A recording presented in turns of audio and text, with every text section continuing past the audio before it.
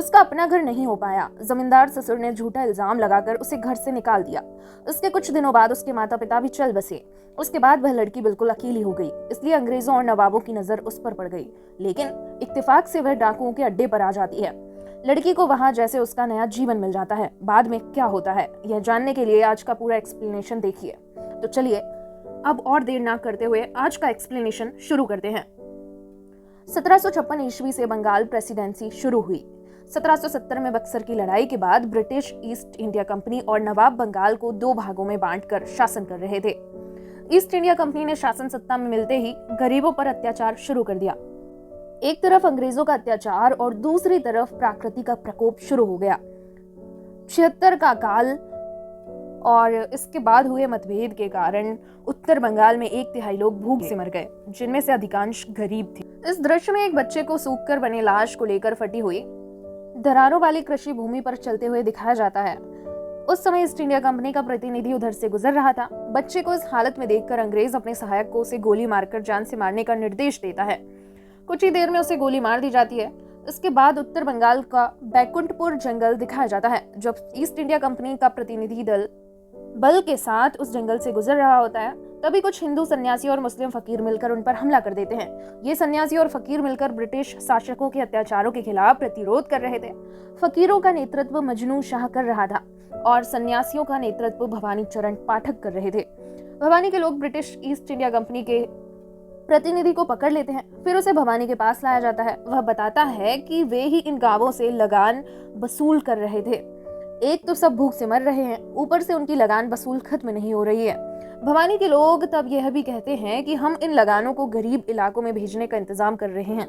इसमें से कुछ रंगपुर जाएंगे। इसके बाद भवानी उस प्रतिनिधि से बात करता है और कहता है, जाकर अपने मालिक से कह देना कि तुम्हारा बाप अब आ गया है। अगला दृश्य कलकत्ता के फोर्ट विलियम का है, जहां ब्रिटिश ईस्ट इंडिया कंपनी ने अपना ठिकाना बनाया हुआ है। गवर्नर उस प्रतिनिधि को सेवा करने के लिए एक व्यक्ति को रखता है। फिर बताता है कि वह राजा से इस आत्म बलिदान की बात करेगा। इसके बाद गवर्नर अपने कर्नल से बात करने लगता है। वह कहता है कि वह इस कलकत्ता को दूसरा लंदन बनाएगा। साथ ही कर्नल को मुर्शिदाबाद की जिम्मेदारी सौंपता है और कहता है कि यह इंडिया सबसे अमीर देश है और इसमें भी बंगाल धन संपत्ति का भंडार है, इसलिए इस बंगाल को हाथ से जाने नहीं देना है। इस पड़ाव पर आता है, गांव की सड़क पर कोई प्रफुल्ला कहकर पुकार रहा होता है। तभी प्रफुल्ला को सांप का सामना करते हुए देखा जाता है। कुछ देर में प्रफुल्ला उस सांप को पकड़कर नदी में फेंक देती है। यह देखकर एक महिला प्रफुल्ला से पूछती है, डर नहीं लगता? प्रफुल्ला जवाब देती है, नहीं। तब पता चलता है कि प्रफुल्ला की शादी जमींदार पुत्र ब्रजेश्वर से हुई थी, लेकिन ब्रजेश्वर के पिता जमींदार हरवल्लभ राय प्रफुल्ला को स्वीकार नहीं कर पाए, इसलिए ब्रजेश्वर के साथ एक दिन का ही घर संसार करके उसे वापस घर लौटना पड़ता था। हालांकि ब्रजेश्वर ने उसे तलाक नहीं दिया था।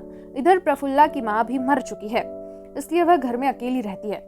इस पर महिला पूछती है, क्या तुम्हें डर नहीं लगता? प्रफुल्ला अपनी धारदार हथियार उस महिला के गले पर रखकर कहती है, यह है ना, इसके रहते किस बात का डर? प्रफुल्ला अपने पति से अब भी बहुत प्यार करती है। उसने पति के साथ एक दिन का जो संसार किया है उसी में वह खुश है। हालांकि प्रफुल्ला को लगता है कि एक दिन उसका पति उसे लेने जरूर आएगा। इस पड़ाव पर प्रफुल्ला के पति ब्रजेश्वर को दिखाया जाता है। वह बैठकर कुछ हिसाब किताब कर रहा होता है। तभी उसकी नई पत्नी सागर आकर ब्रजेश्वर से कहती है कि बाबूजी आपको बुला रहे हैं। ब्रजेश्वर सागर के साथ रोमांस करना चाहता है, लेकिन सागर कहती है कि पहले बाबूजी से मिलाइए। जब ब्रजेश्वर पिता के पास जाता है तो पिता हरवल्लभ राय कहते हैं कि राजा देवी सिंह ने और लगान मांगा है, लेकिन इस समय देना संभव नहीं है क्योंकि प्रजा की हालत खराब है। चूंकि ब्रजेश्वर इंग्लिश जानता है, इसलिए उसे मुर्शिदाबाद जाने के लिए कहते हैं और इस समस्या का समाधान करने को कहते हैं। जब ब्रजेश्वर बैग पैक करने लगता है तो सागर उदास हो जाती है क्योंकि वह ज्यादा दिन पति के पास रह नहीं पाती है। उसके पिता और ब्रजेश्वर के पिता के बीच मनमुटाव है। सागर फिर ब्रजेश्वर से पूछती है, क्या आपको अपनी पहली पत्नी याद नहीं आती? सुना है वह बहुत सुंदर थी और गरीब घर की लड़की थी। ब्रजेश्वर बताता है कि वह अब भी मेरी पत्नी है। मैंने उसे बहुत रोकने की कोशिश की थी, लेकिन बाबूजी ने ही निकाल दिया। मुर्शिदाबाद से लौटने के बाद मैं उसे अपने पास ले आऊंगा। बाबूजी अगर ज्यादा कुछ कहते हैं तो मैं उनके खिलाफ जाकर अकेला रहूंगा, लेकिन उसे पत्नी का हक जरूर दूंगा। तब एक फ्लैशबैक दृश्य दिखाया जाता है। सुहागरात की रात को ब्रजेश्वर ने प्रफुल्ला को अंगूठी देकर कहा था, आज से तो मेरी रानी और मैं तुम्हारा राजा। प्रफुल्ला अब भी उस अंगूठी को संभाल कर रखती है। इस पड़ाव पर उस महिला को दिखाया जाता है जिसने प्रफुल्ला से बात की थी। वह महिला असल में देवी सिंह के नायाब की खास दासी होती है। वह नायाब से कहती है कि अब उसकी प्रफुल्ला की आगे पीछे कोई नहीं है, घर में भी अकेली रहती है, उसे उठा ले जाने का यही सही समय है। यह सब बातें भवानी चरण पाठक के आदमी निशी सुन लेता है। वह सुनकर रंगराज नामक एक और व्यक्ति को बताता है। वह उससे कहता है कि देवी सिंह का नायाब एक लड़की को उठाकर नवाबों और अंग्रेजों को बेच देगा। मुझे भी उठा ले जा गया था, इसे रोकना होगा। उधर वह महिला नायाब और उसके आदमियों को लेकर प्रफुल्ला के घर आ जाती है। प्रफुल्ला समझ जाती है कि कोई खतरा आने वाला है, इसलिए वह भी तैयार रहती है। फिर वह नायाब के आदमियों से लड़ती है। कुछ देर बाद उसे वह महिला दिखती है। जब महिला प्रफुल्ला को पकड़ने आती है तो प्रफुल्ला उसे भी मारती है, लेकिन एक समय वह नायाब के आदमियों के हाथ लग जाती है। वे प्रफुल्ला को बांधकर पालकी में ले जा रहे होते हैं, तभी निशी और रंगराज उन पर हमला कर देते हैं।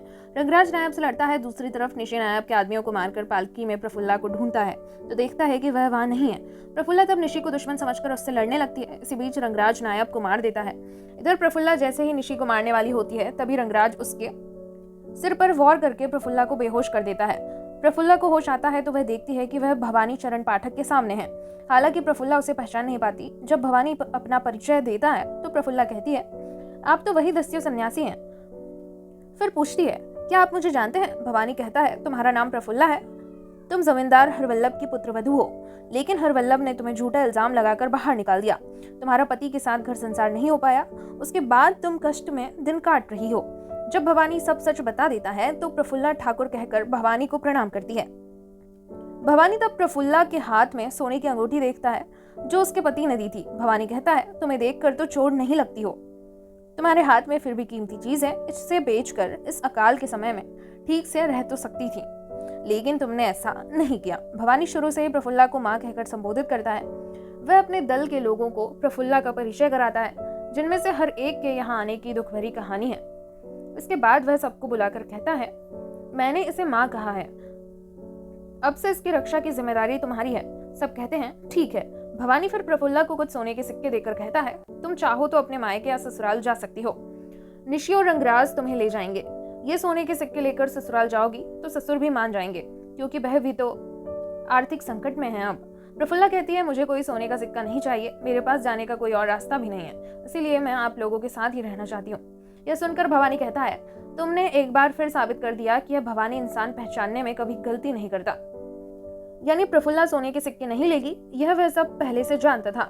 इसके बाद प्रफुल्ला जब निशी के साथ हाथ मुंह धोने आती है तो प्रफुल्ला निशी से पूछती है, इतने सारे लड़कों के बीच तुम अकेली कैसे आ गई? निशी बताती है, हम अफगानिस्तान के लोग हैं, मेरे पिता सौदागर थे, नवाबों और अंग्रेजों के साथ उनका व्यापार था। एक युद्ध में मेरे माता पिता दोनों मर गए। तब मैं छोटी थी, एक बेदिया परिवार मुझे बाजार से चुरा कर ले गया। उन्होंने मुझे अपनी संतान की तरह पाला, क्योंकि उनकी कोई संतान नहीं थी। इस अकाल में वे भी मर गए, इसलिए घूमते घूमते गुरुदेव के पास आ गई। अब प्रफुल्ला कहती है, तो फिर तुम तो दूसरे धर्म की हो, लेकिन यहाँ मैंने तुम्हें भक्ति करते हुए देखा। ऋषि कहती है, जहाँ जीवित रहना ही मुश्किल हो वहाँ धर्म मानना विलासिता है। इसके बाद प्रफुल्ला पूछती है, क्या हमेशा ऐसे ही रहोगी, साथी नहीं ढूंढोगी, या यहाँ सब ऐसे ही रहते हैं? निशी बताती है, गुरुदेव को इस पर कोई एतराज नहीं है। ये सब बातें करते करते निशी प्रफुल्ला को तीस्ता नदी के किनारे ले आती है।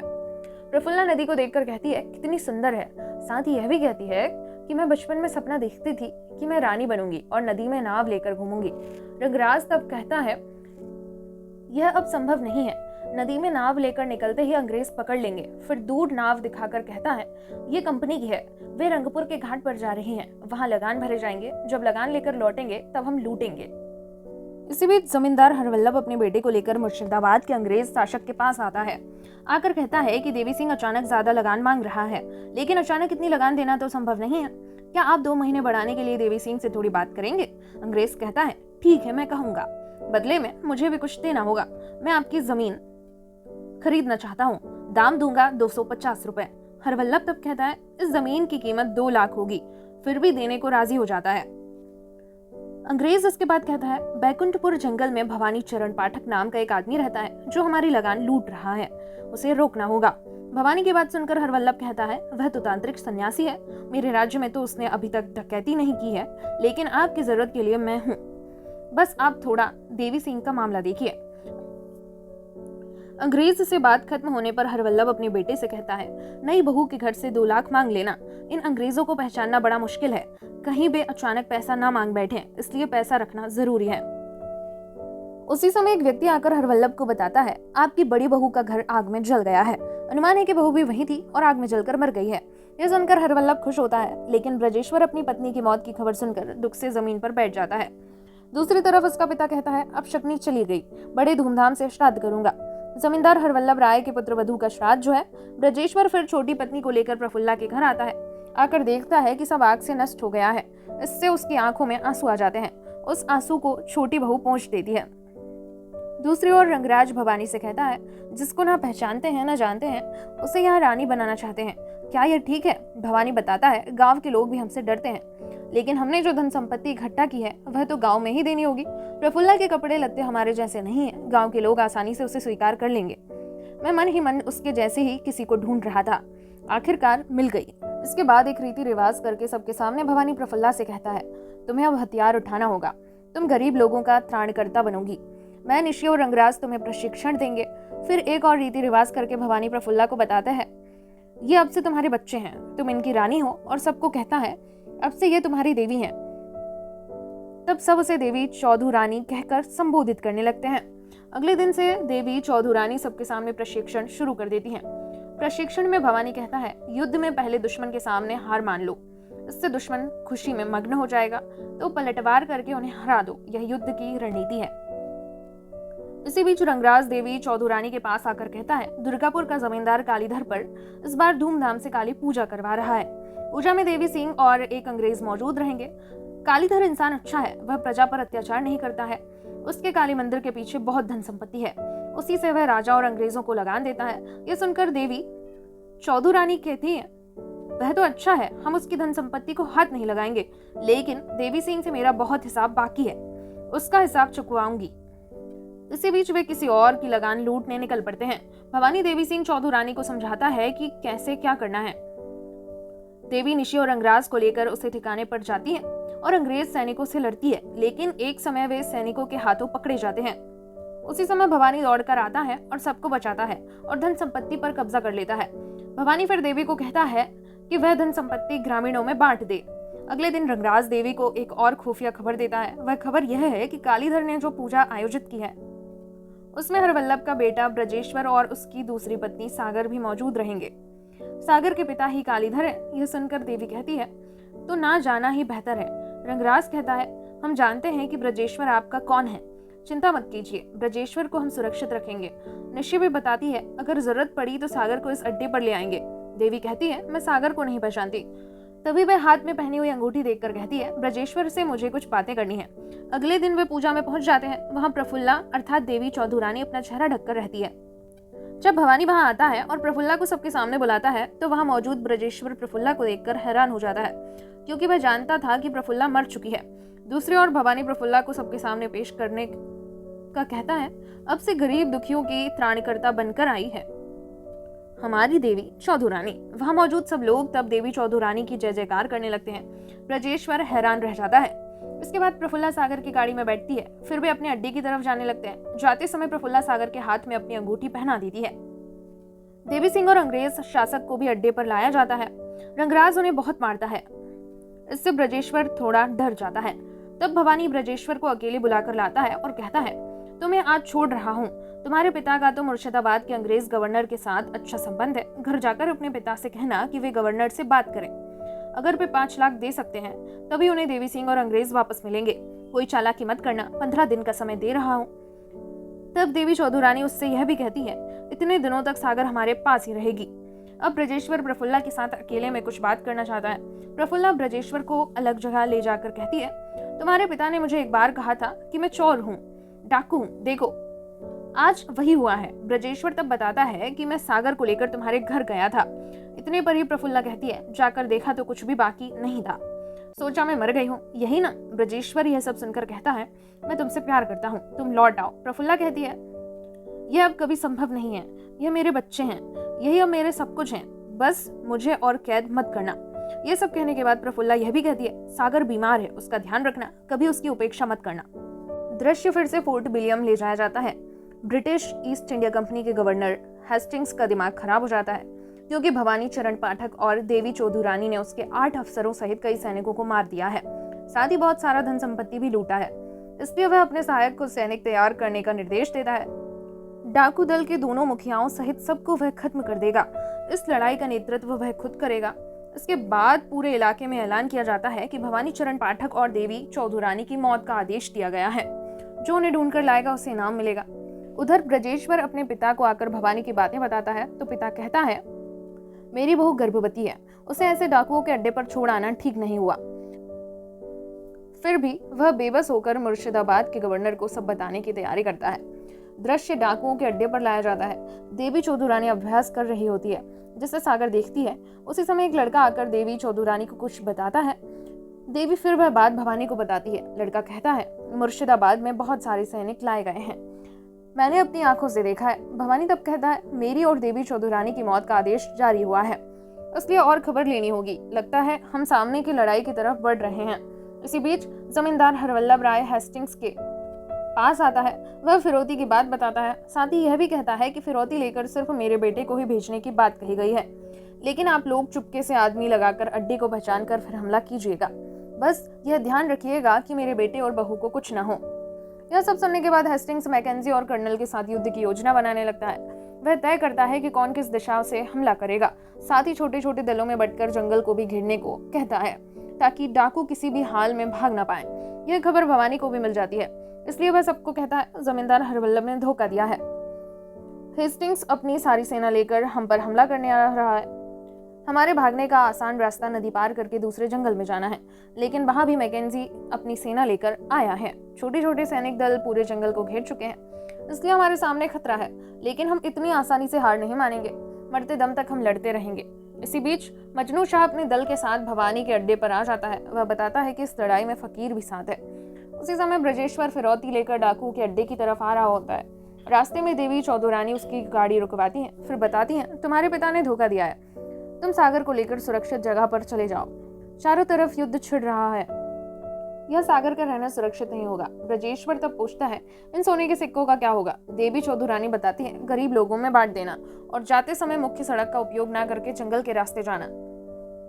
इस बीच कर्नल भी समझ जाता है कि ब्रजेश्वर ने उनके साथ धोखा किया है, इसलिए वह हरवल्लभ के सामने तोप का गोला फेंकता है। हरवल्लभ मना करता है तो कर्नल उस पर ही गुस्सा दिखाता है।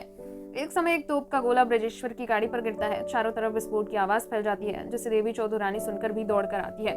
इधर तोप के गोले से गर्भवती सागर वहीं मर जाती है, लेकिन ब्रजेश्वर तब भी जिंदा था। लेकिन कुछ ही देर में कर्नल के आदमी उसे घायल हालत में पकड़कर ले जाते हैं, इसलिए देवी चौधुरानी आकर सिर्फ सागर की लाश ही देखती है। सागर की ऐसी दर्दनाक मौत देखकर उसे भी दुख होता है। दूसरी ओर ब्रजेश्वर को कर्नल के पास लाया जाता है तो पिता के सामने ही कर्नल ब्रजेश्वर को मार डालता है। ब्रजेश्वर की चीख फिर देवी के कानों तक पहुंचती है, इसलिए वह दौड़कर आती है तो सिर्फ ब्रजेश्वर की लाश ही देखती है। इस तरह पति की मौत देखकर देवी को बहुत कष्ट होता है। उसी समय हरवल्लभ देवी चौधुरानी से माफी मांगता है। वह कहता है कि उसने जो किया वह ठीक नहीं किया। दूसरी ओर मजनू शाह मैकेंजी के सैनिकों का सामना करता है। भयंकर लड़ाई में मजनू को गोली लगती है, लेकिन वह मैकेंजी को मार डालता है। इसी बीच कर्नल सैनिकों को लेकर डाकुओं के अड्डे पर आ जाता है। आकर किसी को नहीं देखता, जो कि एक जाल था। पेड़ों और इधर उधर से सब अंग्रेजों पर कूद पड़ते हैं। भयंकर युद्ध शुरू हो जाता है। एक डाकू को कोई सैनिक मार डालता है तो सब जैसे स्तब्ध हो जाते हैं। तब भवानी ऊपर से उस सैनिक पर कूद पड़ता है और उसे मार डालता है। लड़ाई फिर से शुरू होती है। इस लड़ाई में कर्नल भी फंस जाता है। पति की हत्या का बदला लेते हुए देवी चौधुरानी कर्नल को मार डालती है। इससे उसे थोड़ी शांति मिलती है। एक तरफ मैकेंजी और दूसरी तरफ कर्नल की मौत, इसलिए बाकी सैनिक दिशाहीन होकर भागने लगते हैं। हेस्टिंग्स भी जान के डर से युद्ध के मैदान से कलकत्ता आ जाता है। असफल होकर हेस्टिंग्स आत्महत्या की कोशिश करता है, लेकिन वह करने की हिम्मत भी नहीं जुटा पाता। दूसरी ओर सबको मारने के बाद भवानी सबको लेकर नदी की तरफ आता है तो वहां मजनू शाह से मुलाकात होती है, जिसे गोली लगी थी। दोनों एक दूसरे से फिर मुलाकात करते हैं, लेकिन पति और सुहाग को खोकर देवी चौधुरानी तब भी चुपचाप रहती है। ऐसे चुपचाप रहने पर भवानी उसके हाथ में हथियार देता है। तब देवी चौधुरानी कहती है, हम अब कहाँ जा रहे हैं? भवानी बताता है, ढाका। वह कंपनी ने बहुत धन संपत्ति जमा कर रखी है, उन पर कब्जा करना होगा। इसके बाद सब नाव में बैठकर किसी नए अड्डे की ओर जाने लगते हैं और मूवी यहीं खत्म हो जाती है। यह भी आप हमें बताएं। इतनी देर तक साथ रहने के लिए धन्यवाद।